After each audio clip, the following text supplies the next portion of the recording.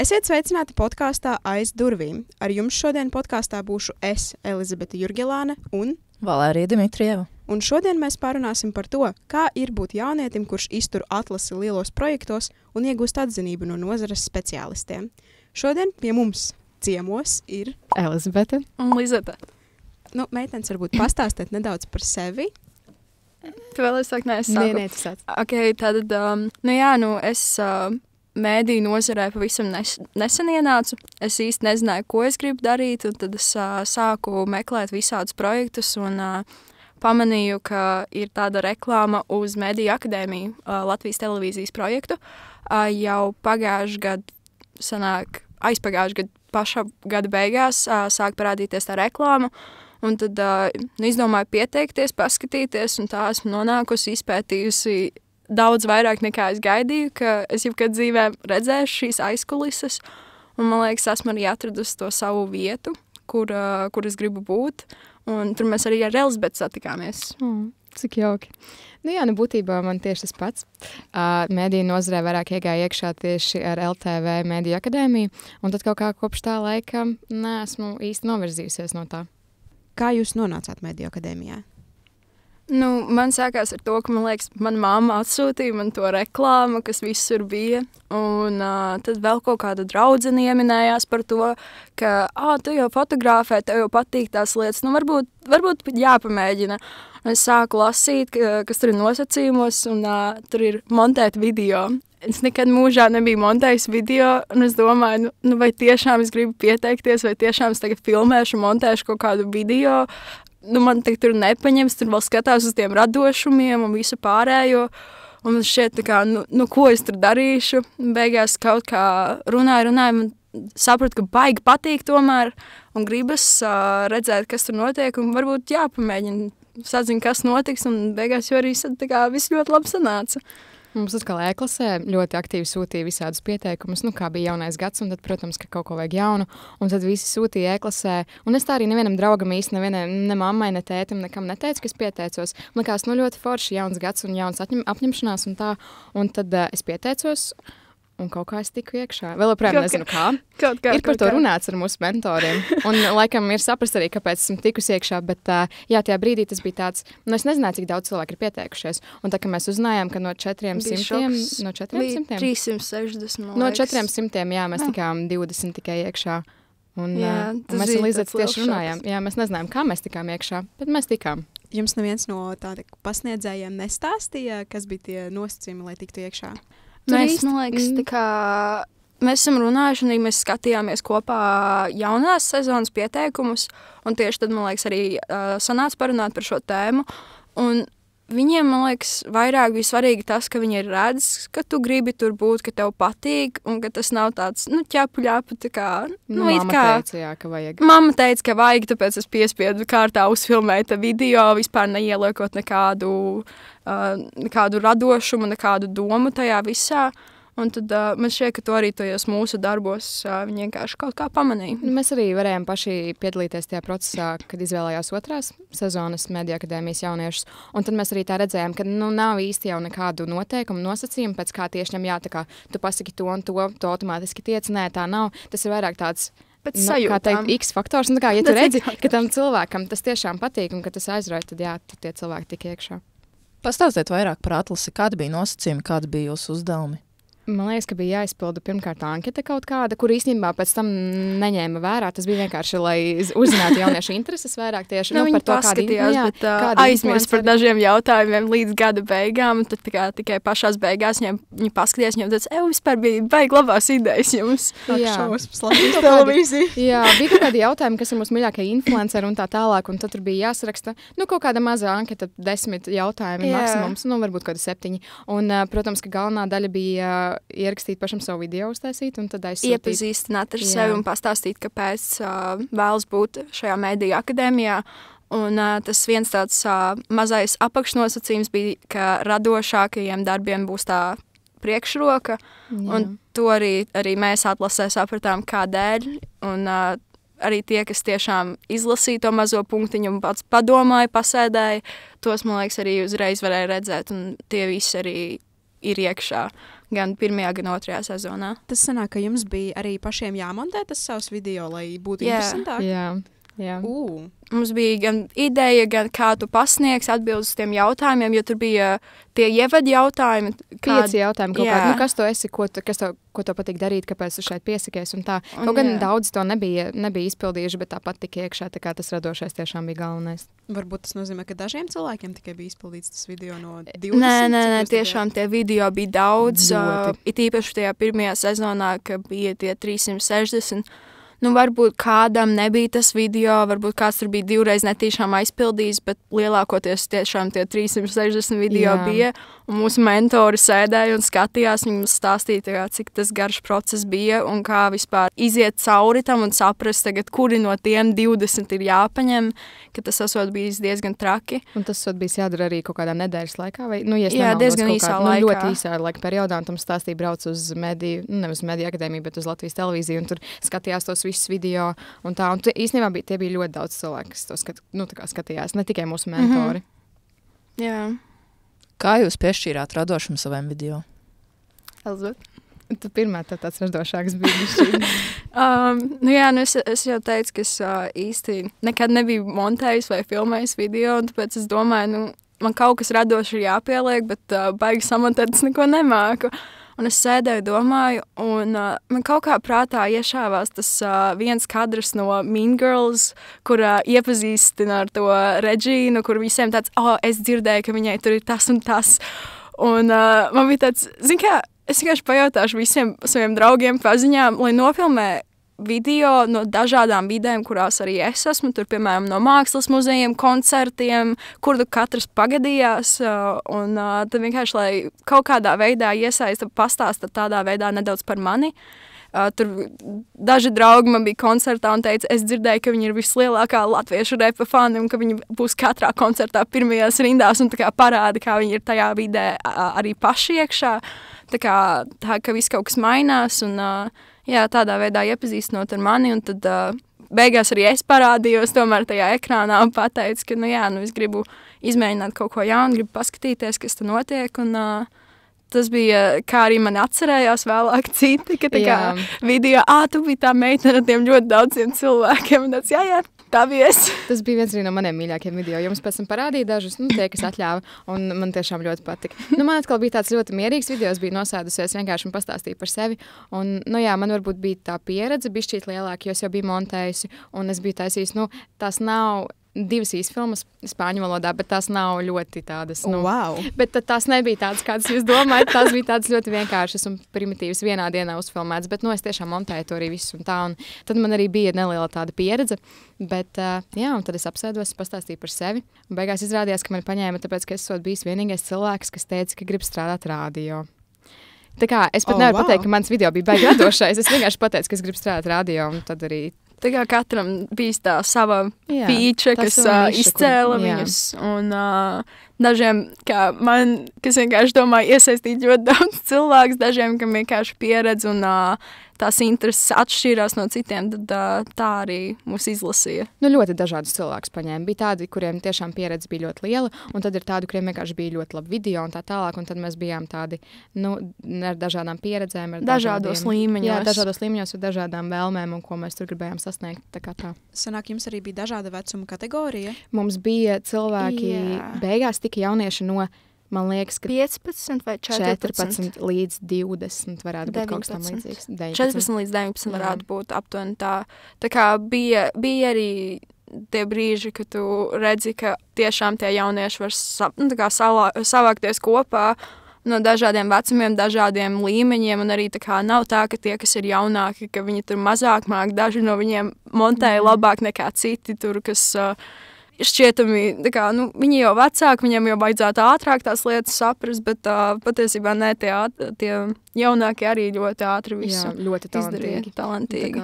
Mums bija arī ļoti daudz grupu darbi, un tad mums arī salika vairāk dažādus cilvēkus, un mēs tiešām ļoti labi strādājām grupās, es teiktu. Nebija tāda sajūta, kad ir daži, kas ir jaunāki un daži, kas vecāki, kas ļoti atšķirās. Jā. Jo es tiešām daudz bija tādi, kuriem patika vairāk režija, tad daudz tādu, kuriem patika tieši montēšana, filmēšana un tā tālāk, un tad, kad salikās kopā, tad jau tas tā kā perfektā kombinācija bija. Kāds tad bija jūsu mācību process? Ko jūs labu darījāt, mācījāties? Nu, mēs arī bišķīt izrunājām, ka mēs iemācījāmies pa bišķītiņai no visu. Nu, tas bija montēšana, tā bija, Lizet, kas tur vēl bija? Montēšana, filmēšana, režija, scenogrāfija un tā tālāk. Mēs bijām arī kameras priekšā. Jā, nu, es tiešām... Man šķiet, ka mums tas laiks sanāca diemžēl diezgan īsts tam visam kursam, jo tā bija pirmā sezona, viņi paši vēl nezināja, kas ko kā, un mums sanāca tāda ievadlekcija no visa, lai mēs vienkārši saprotam, kas notiek tajā mēdīju vidē, kas notiek televīzijā, un lai arī, ja mums kaut kas pašiem ieinteresē, mēs paši varējām lūgt vairāk informāciju, lūgt tur kaut kādu iespēju ēnot vai parunāt ar šiem speciālistiem un vairāk noskaidrot par to. Un tas, man liekas, ir tas lielākais iegūms no tā visa. Tas nebija tā akmenī iekalts, ka mums tieši tajās reizēs būs, nu, piemēram, tajā reizē tieši būs montēšana, nākamajā būs tas un tā tālāk. Bet mēs varējām arī paši vairāk teikt, nu, piemēram, kas mums patīk. Ja mums iepatikās, piemēram, režija, tad mēs varējām pateikt, jā, mēs gribētu satikt vēl režisorus, kas strādā Latvijas televīzijā, un tad nākamajā reizē mums tiešām arī tā bija, nu, vai pēc kaut kādām nedēļām arī sarunāja to, ko mēs vēlējāmies, un man tas likās ļoti, ļoti forši, kad mēs tā varam pateikt, ko mēs vēlamies, un tad pielāgojās mūsu interesēm arī tikpat ļoti, cik mēs viņu. Jā, jo kā es esmu pamanījusi, jo mēs nedaudz arī iesaistamies otrajā sezonā, vairāk kā mentors, daudz nav sanācis, diemžēl, izdarīt neko, jo vienkārši skola, daudz darbi un vispārējais, bet cik mums tur sanācis, mēs redzam arī viņu, to visu grafiku, un viņiem jau ir nedaudz plašāks ieskats un nedaudz strukturētāks, bet tajā pašā laikā mēs arī redzam, ka ja kādam no viņiem interesē kaut kas, un viņi to pasaka, viņiem būs tā iespēja vairāk uzzināt tieši par to konkrēto lietu, ka nav tā, ka tagad, mēs esam sakārtojuši lekciju grafiku tieši šādi, un nekas netiks bīdīts, nekas netiks runāts, jums papildus iespējas nebūs, tā galīgi nav. Ir, man liekas, tieši pilnīgi pretēji, un tas ir tas, man liekas, ļoti foršais tajā visā vidē arī uzreiz. Pēc video iesūtīšanas tā bija tā kā pēdējā atlases kārta, ja? Nē, bija vēl viena kārta. Tāda pirmais bija tas video, un tad otrā kārta bija tieši intervija. Bet, nu, cik mēs zinām, tad īstenībā viņi bija izvēlējušies jau, kuri tad, nu, teiksim, viņi nebija vēl līdz galam, viņi bija sadalījuši tā, ka šie cilvēki ir, nu, mēs viņus vēlamies, mēs parunāsim, vai viņi paši tiek, vai viņiem joprojām ir vēlme. Tad cilvēki, kuriem ir potenciāls, vienkārši ir vairāk jāparunā, jāapsās, kāds tas cilvēks ir, jo varbūt tajā video līdz galam nevarēja saprast, vai tas tiešām ir tas, ko viņi vēlās, vai varbūt viņiem tomēr ir kaut kur citur jāpabīd, varbūt kāds vairāk uz DJ skolu tomēr grib vai kaut ko tādu. Un nu, tad tie, kuriem tie video varbūt nebija tik spilgti, tiem diemžēl netika iespēja tikt uz interviju, bet jā, intervijā bija arī tā atlases kārta diezgan liela pat. Nebija tā, ka tikai tie video vai kaut kas tāds, bet intervijas arī bija diezgan liela daļa no tā. Kas notika pēc tam, kad jūs pabeidzāt Mediju akadēmiju? Nu, mums bija tā, ka mēs sākumā bijām tie 20 cilvēki, un mūsu izlaidumā, kas bija maija beigās, jā. Nu, tagad skolā. Nu, tāpat kā skolā. Mums bija mūsu mazais izlaidums, un tur viņi paziņoja, ka viņi vēlas pāris cilvēkus uzaicināt, turpināt dalību Mediju akadēmijā, kā vasaras sezonu. Un tad mums laikam bija 7 cilvēki, kas palika. Man liekas, ka 9, bet beigās 9 vai 7. Bet to visu jums pateica, tā kā, kamēr jūs bijat tajā izlaidumā. Nu, mēs nedaudz jau bijām bijām dzirdējuši jau, ka kaut kas tam līdzīgs notiks. Un tad, protams, ka mēs visi tā pacentāmies bišķīt vairāk. Un tad uz vasaru palika tie 9 cilvēki. Nu, ja mēs nevēlamies, tad 9 cilvēki. Bet tas nebija tā, kad vasarā notika nodarbības, tā nebija. Tas bija vairāk tāds brīvāks formāts, nu, piemēram, ar festivāliem visiem, kas un ko, un kurš tur gāja intervēt.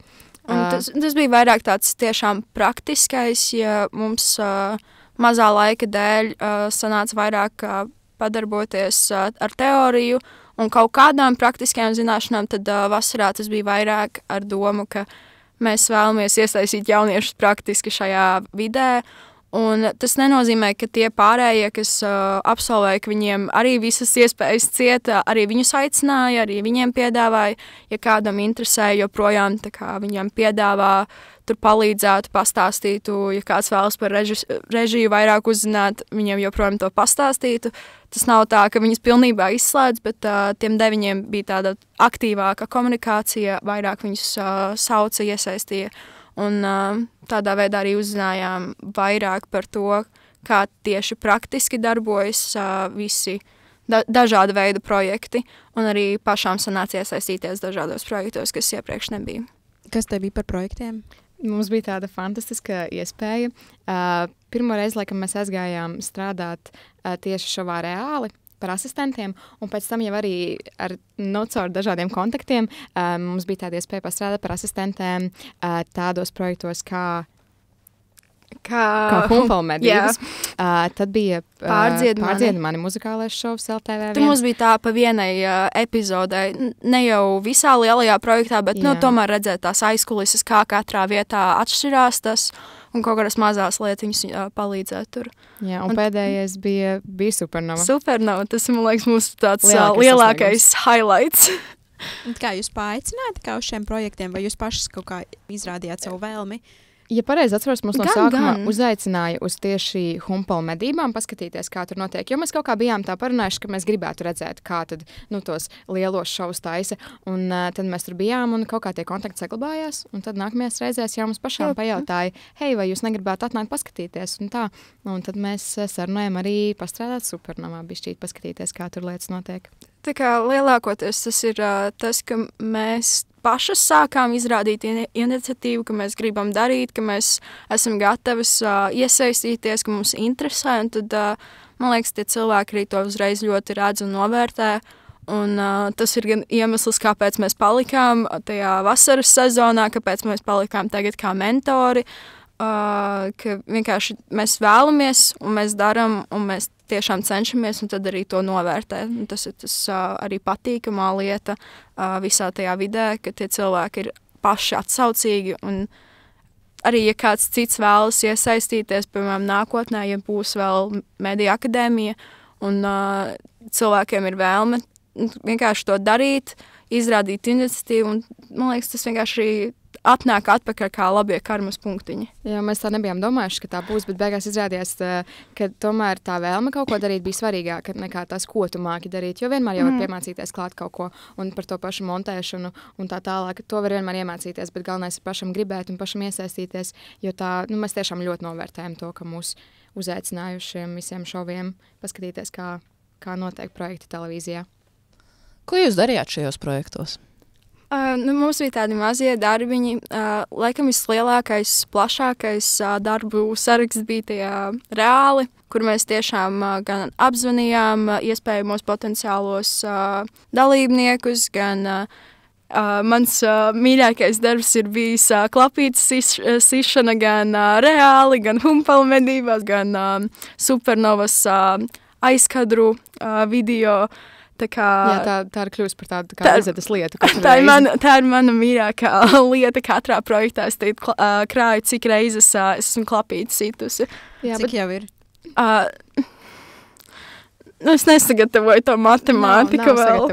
Bet kādas 4 dažādos projektos noteikti tikai varētu būt. Sanāk tā. Wow, tas ir diezgan daudz. Vēl krāsies. Es afirmēju sevi, ka vēl krāsies. Jā, pārsvarā tie bija tādi maziņi darbi. Piemēram, ūdens pienešana. Tas arī ļoti svarīgi. Mēs arī līmējām, piemēram, Supernovā tekstus Laurim un Ketijai. Arī reāli tos tekstus un visas tās kartītes ar uzdevumiem. Tas viss ir mūsu roku darbiņš. Kopā vēl ar komandu. Tādas mazās, bet ļoti, ļoti svarīgās lietas, bez kurām viss tas filmēšanas process būtu daudz grūtāks. Jā. Tas viss tik ļoti atgādina arī manu praksi, kā es eju cauri. Jūs vienkārši stāstat par visiem tiem projektiem, jo mana praksē arī ir tāds neliels ieskats visās lietiņās. Un tad tas, kas padodas visvairāk, tam tu arī velti visvairāk laika. Jā. Tā ir. Kādi ir plusi un mīnusi, par ko cilvēki neaizdomājas, darot tādus darbus? Wow. Tā. No. Man liekas, tas tas varbūt nav gluži mīnus, bet dažreiz cilvēki neaizdomājas, cik patiesībā daudz darba aiziet tajā visā projektā, jo tur ir tik daudz dažādi cilvēki, kas, man liekas, netiek novērtēti no malas kā skatītājiem, jo tu nemaz neaizdomājies, cik daudz patiesībā tur ir, ka tur ir gan režisori, operatori, gaismotāji, skaņotāji, un tad vēl tie paši asistenti, kas līmē lapiņas visu vakaru. Un ka tas viss kopā ir tiešām milzīga komanda, milzīgs darbs, un ka katra tā mazākā lietiņa, kas varbūt dažiem šķiet arī no malas tāda nesvarīga, nu kas tur ir uzlīmēt lapiņu, bet patiesībā tas viss ir ļoti, ļoti svarīgi, un tas viss uztaisa to. Tā, kad sakrājas ļoti daudz mazas lietiņas, ko vajag izdarīt, tad jau tā ir kā viena liela lieta, ko vajag izdarīt, un tad tas vairs nav tik viegli. Un ka vienkārši arī ejot vispār kopumā industrijā, nu, daži varbūt ceru, ka uzreiz viņi tur tiks ziņās kā runātājs vai kaut kas tāds, bet patiesībā ir jāsāk tiešām ar tiem mazajiem darbiņiem. Vispirms ir jāiepazīst tā vide, jāsaprot, kā viss notiek. Un, ka jā, varbūt dažiem tas ir mīnus, ka uzreiz nevar aizskriet un kļūt par lielu zvaigzni, bet ka ir jāsāk ar tiem mazajiem darbiņiem. Bet man šķiet tas savukārt kā plus, jo es paspēju iepazīt visu, kas tur notiek, un arī saprast to, kas man pašai, piemēram, visvairāk patīk tur. Man liekas, te arī ir ļoti labi kontakti ar cilvēkiem, ja tev viens iedot vienu darbu, otrs iedot otru darbu, un tad tu jau tevi atcerās viens, atcerās otrs, un tad nākamais arī kaut kur pasauks vēl. Tas ir, man liekas, arī ne tikai par tiem asistentiem, kas mums uzlaicina, vai par jebkādiem cilvēkiem, kas strādā tieši uz tajos projektos, bet arī, es teiktu, mediju akadēmijas dalībniekiem, jo mēs tomēr katrs esam tādā kā savā vietā. Citam patīk režija, kā jau es teicu, citam patīk, piemēram, filmēt, citam patīk montēt un tā tālāk. Un tad, kad tas viss liekas kopā, tad uzreiz tā ir reāli milzīga komanda. Un tad, kad tev kaut ko vajag, tad tu vienmēr zini, kam zvanīt. Jo mēs taču zinām vēl 19 tādus pašus cilvēkus kā mēs, kuri mums ir gatavi palīdzēt un to māk darīt. Jā, jo mums bija arī gan pirmajā sezonā, gan otrajā sezonā cilvēki, kas ļoti labi montē vai kuriem padodas rakstīt scenārijus. Un tad, ja kādreiz ir problēma un tu zini, ka tie cilvēki ir atsaucīgi, tev ir viens zvans un tev ir palīgi, kas tev uzreiz palīdz, iesaka kaut ko, varbūt pat viņu kontaktus padod kaut kādus, tā kā, hei, varbūt tev tas cilvēks varētu palīdzēt, tā kā tie kontakti ir arī milzīga daļa no tā visa, un man šķiet, ka mums arī ļoti noveicies, kā ir gājis ar visu, gan forši cilvēki mediju akadēmijā, gan forši cilvēki kopumā televīzijā, gan arī visos projektos aicinātie cilvēki ir diezgan jauki iepazīt viņus kā cilvēkus, kurus varbūt biežāk redzi kā ekrānā, visus viesus, kas ir bijuši reāli. Mēs iepazinām arī kā cilvēkus, parunājām par viņu dzīvi un visādām lietām. Tas arī tā ļoti interesanti, cik patiesībā plašs tas viss ir. Vai jūs jau esat izdomājuši kādu savu virzienu, uz kuru jūs gribētu attīstīties vairāk? Mēs tieši ar Lizetu bijām izstādē skolu un noskaidrojām to, ka mēs vēl joprojām nezinām, ko mēs gribam darīt. Jo mēs gājām ar tādu mērķi, varbūt mēs kaut ko atradīsim un tā, bet man liekas, ka mēs abas esam ļoti tādas, mums patīk viss. Diezgan ļoti. Labi, varbūt Lizetei bišķīt mazāk, bet es pats par sevi varu teikt, ka man patīk visi priekšmeti vienlīdzīgi. Labi, varbūt ir daži, kas tā kā vairāk, piemēram, latviešu valoda vai valodas, vispār matemātika un tā tālāk. Un es saprotu vienkārši, ka tas viss nav apvienojams. Un tas ir tā bišķīt sāpīgi. Bet jā, ir kaut kādas idejas, uz kaut kādi virzieni, uz kuriem varētu iet, bet nē. Man šķiet, ka nav nejausmas. Man šķiet, ka tā mediju akadēmija palīdzēja, jo es zināju, ka es esmu radošs cilvēks. Man patīk gan matemātika, gan radošās visas lietas. Un man šķiet, ka tā televīzijas vide man pavēra skatu to, ka es patiesībā varu arī apvienot šīs lietas, darbojoties vairāk tehniskajā komandā. Un vēl nav īsti skaidrība, kur tieši es vēlos iet, bet vismaz tas virziens ir norādīts un vēl noteikti ir laiks izdomāt. Un arī šeit nodara tie kontakti, ka var parunāties arī ar tiem, kas jau to dara ikdienā un saprast, vai man tas patiesībā interesē vai nē, vai ir vērts doties uz to vai kaut kādas citas lietas. Jā, un tas tieši arī, man liekas, ir ļoti labi Mēdija akadēmijā un vispār tas, ka mēs esam Latvijas televīzijā, ka ir vienmēr kaut kāda iespēja parunāt ar cilvēkiem, kas strādā jau tajā jomā, un tad paskatīties. Jo no malas tas ir viens paskatīties, kā tas viss notiek un tā tālāk, un tad tu kaut ko pats iedomājies, bet īstenībā parunājoties ar tiem cilvēkiem un noskaidrojot, ko viņi dara, kāda ir viņa pienākumi, kas viņiem patīk, kas viņiem nepatīk, tas ir pavisam kaut kas cits, un tad tev paveras tādas jaunas durvis un jaunas skats uz to, kas tā profesija vispār ir, un tad ir tāds šitas nav tas, ko es domāju. Es to pilnībā negribu arī otrādāk, tā kā es to ļoti gribu darīt, un tas arī ir ļoti, ļoti, man liekas, vērtīgi. Jā. Sanāk, jums Mēdija akadēmija bija gadu atpakaļ sākusies. Jā, mēs tieši tā reiķinājām, kad februāris pagājušā gada, un tad līdz mājām bija. Ja būtu iespēja atgriezties, piemēram, gadu atpakaļ, vai jūs kaut ko mainītu sevī, savos plānos? Man liekas, ka es noteikti nebūtu tik nobijusies, jo kaut kādā ziņā es atnācu, un man bija tāds uzskats, ka visi būs augstāk, visi mācās kaut ko vairāk nekā es, un ko tad es vispār daru. Mēs vienkārši aizsūtīju video un kaut kādā veidā tiku iekšā. Un tam es arī parādīju tos dažus video, kādi bija sasūtīti, un es sēdēju, un es domāju, ko es šeit daru. Bet beigās jau viss sagāja. Bet, es nebūtu tik nobijusies, un es ņēmu tās iespējas, varbūt nedaudz vairāk nekā es ņēmu. Es teiktu, ka es tāpat ļoti daudz ko izmantoju, un visas iespējas, tā teikt, cik es varēju, tik arī es izmantoju. Jā, tik arī tas sagrābos, bet kaut kā man liekas, ka es varēju vēl vairāk. Man jau arī tā līdzīgi. Es pati kā cilvēks iegāju tādā jaunā ērā tieši tajā pašā laikā, kad iestājos Mēdija akadēmijā un sāku savu ceļu no introvertuma uz ekstravertumu, kas jau bija tāds liels solis.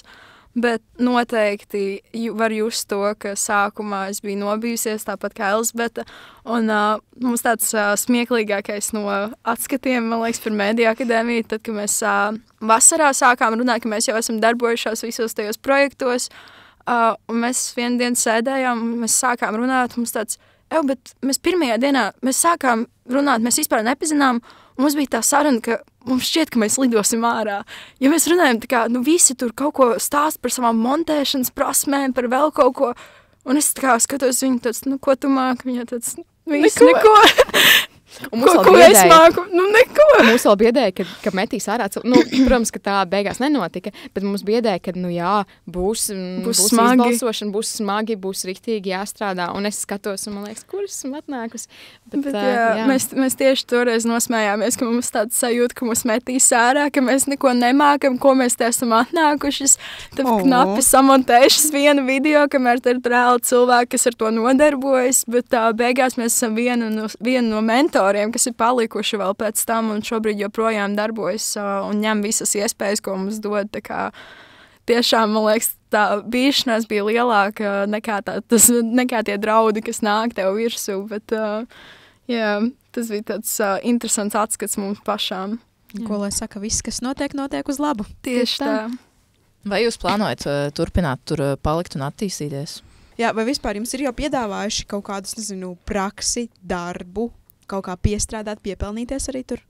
Mēs zinām mūsu draugus, kas ir Mēdija akadēmijā tieši pabeiguši pirmo sezonu. Jā, praksi ir nedaudz vieglāk dabūt nekā citiem cilvēkiem, jo, protams, ka tu jau tur esi un tu pazīsti tos cilvēkus. Tu jau pats esi arī darbojies. Tur kaut vai tas, ka mēs esam bijušas tās asistentes, jo tas reāli jau bija kā īsts projekts, tas mums bija oficiāls darbs kā asistentēm, tas nebija vienkārši tā ķepuļā patnāc, bet tiešām uz mums paļāvās.